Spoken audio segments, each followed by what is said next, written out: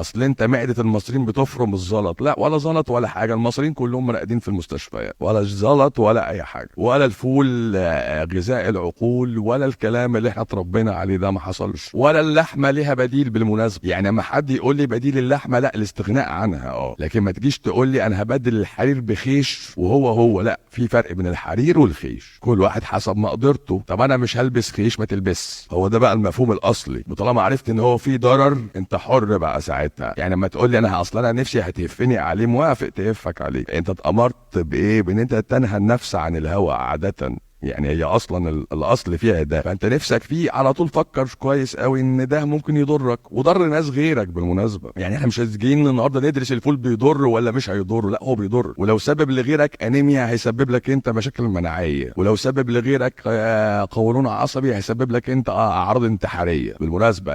يعني ما تستهونش بالنبات اللي هو الطبيعه، يعني ما تستهونش بيها. يعني الطبيعه عاده بتشيل لك الخير والشر مع بعض، وانت اللي عليك تختار، يعني ما تلغيش عقلك.